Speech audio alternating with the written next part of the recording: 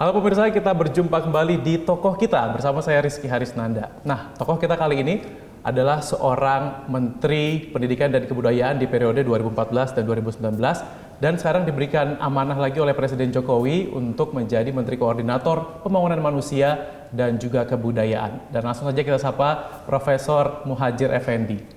Halo Pak, apa kabar? Alhamdulillah, baik-baik. Iya Pak Muhadjir, sebelumnya saya ucapkan selamat dulu nih Pak. Sudah dipercaya kembali sama Presiden Jokowi untuk mengemban amanah selama 5 tahun ke depan. Terima kasih. Iya Pak, itu dulu atau kemarin sebelum akhirnya tahu posisinya akan mengisi Menko. Nah itu dinamikanya atau dramanya gimana tuh Pak? Ditelepon sama Pak Jokowi atau sudah tahu atau gimana Pak? Nggak ada sih drama. Hanya saya pagi dihubungi Pak Mensesnek, Pak Pratik, tapi saya kebetulan tidak berada di tempat gitu. Kemudian saya dihubungi lagi oleh staf Sesnek untuk datang menghadap Pak Presiden. Oh cuman bilangnya itu aja, Iya. suruh menghadap gitu? Iya. Oke, nah terus saat itu yang Bapak pikirkan apa tuh Pak kira-kira Pak?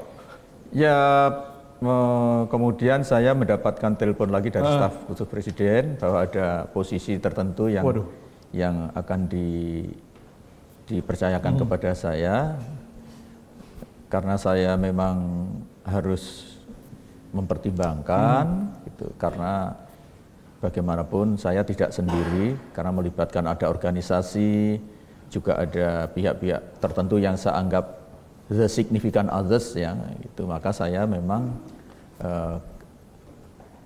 tidak langsung menghadap gitu. Oh jadi nggak langsung mutusin iya atau tidak gitu ya? Iya. Gitu. Oke. Iya. Nah terus kalau saat itu Pak sudah kepikiran nggak sih Pak kira-kira oh ini kayaknya saya bakal jadi menteri lagi nih atau apa saat itu tebakannya Pak disuruh menghadap Pak Presiden? Ada ya, adalah kita ada pikiran itu, makanya kemudian saya nanyakan diskusi dengan terutama saya memang mewakili profesional ya, kelompok profesional, tapi kan bagaimanapun saya punya background.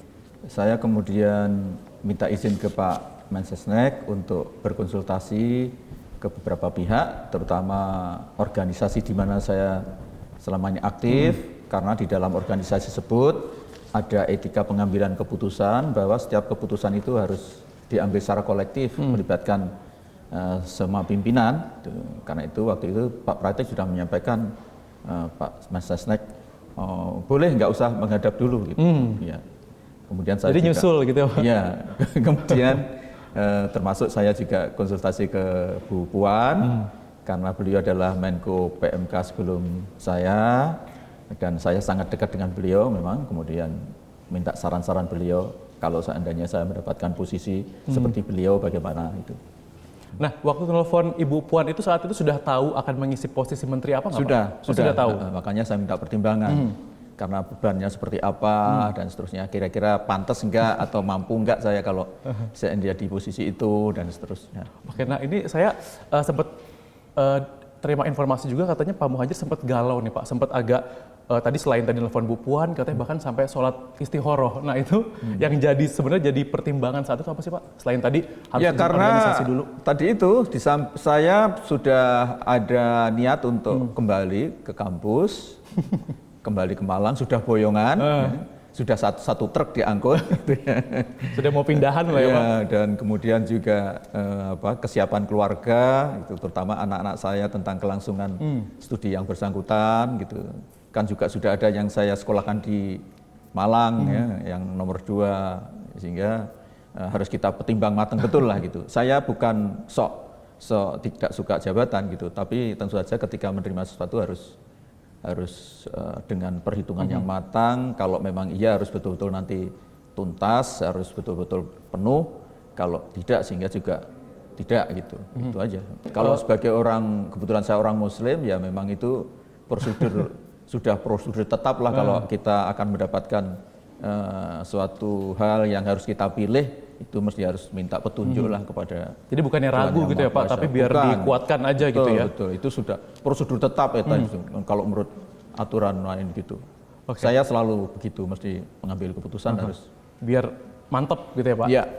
Nah Pak Muhadjir tadi kan sempat dibilang juga, ini tadi sudah ada satu truk yang pindahan gitu, terus sudah ada rencana-rencana lah setelah tadi tugasnya selesai di 5 tahun kemarin, nah tiba-tiba kan dikasih amanat lagi 5 tahun ke depan. Ini saat itu keluarga sama anak-anak gimana nih Pak? Anak saya kan Di PHP berarti ya? biasa-biasa saja. Biasa lah, aja. Ya tentu saja harus merubah rencana semula itu aja. Kita putuskan bahwa terutama keluarga akan kembali ke Malang. Kalau soal saya, tentu saja saya juga masih akan banyak di Jakarta. Jadi Jakarta Malang kan nggak terlalu susah sekarang kan, karena saya juga masih terikat dengan beberapa organisasi di mana saya menjadi pengurus di sini. Kemudian untuk anak-anak juga sudah saya rancang untuk nanti kembali ke Malang. Pada protes nggak Pak? Enggak ada protes. Justru malah bangga kali, seneng kali ya dapat amanat lagi. Ya tentu saja ada yang bangga, tapi kan masih ada yang kecil juga nggak tahu lah itu. Kalau misalnya kita lihat bidangnya kan ini kalau Pak Muhadjir Effendi sebelumnya adalah seorang akademisi. Ya. Gitu. Kemudian diberikan tugas 3 tahun menjadi Menteri Pendidikan dan Kebudayaan kemarin dan insya Allah ini akan diberikan amanat lagi 5 tahun ke depan Pak. Nah ini kalau Bapak sendiri melihat dulu bedanya gimana sih Pak jadi akademisi sama sekarang jadi Menteri? Ya, saya akademisi tapi kan juga bukan akademisi murni karena saya juga menjabat sebagai rektor di sebuah perguruan tinggi swasta walaupun guru besar saya di sebuah perguruan tinggi negeri ya. Dan saya menjabat di rektor cukup lama yaitu 16 tahun. Sehingga ketika menjabat sebagai menteri sebetulnya perubahannya tidak terlalu drastis gitu. Memang ada perubahan itu dari dunia akademisi yang penuh dengan teori-teori kemudian masuk menjadi bagian dari kabinet yang serba praktis, hampir tidak pernah ada teori gitu. Memang harus beradaptasi. Tetapi bagi saya itu suatu pengalaman yang luar biasa. Saya merasa seperti kuliah kembali dari kuliah yang serba teori menjadi kuliah yang serba praktek, serba lapangan dan saya merasa banyak belajar dari Pak Presiden, Pak Jokowi dan juga tentu saja Pak JK yang jauh lebih senior dari saya. Banyak hal yang luar biasa yang saya dapat dari kedua beliau ini dan kedua beliau ini pasangan yang sangat serasi menurut saya saling melengkapi. Pak JK yang jauh lebih senior dibanding Pak Jokowi, kadang-kadang lebih menempatkan diri sebagai orang yang bisa ngomong, yang lebih muda gitu. Sementara Pak Jokowi memiliki ide-ide yang sering out of the box, yang itu saya kira tidak hanya saya, sebagian besar pembantunya merasa ada sesuatu yang tidak pernah terpikirkan tiba-tiba muncul dari ide beliau itu. Oke, nah kemudian tadi juga bicara soal sosok Presiden Jokowi dan juga Pak JK. Ini Pak Jokowi sudah memberikan arahan belum Pak terkait dengan posisi Bapak di Menko PMK ini, tapi ditahan dulu Pak, usaha jeda berikut, tetaplah bersama kami.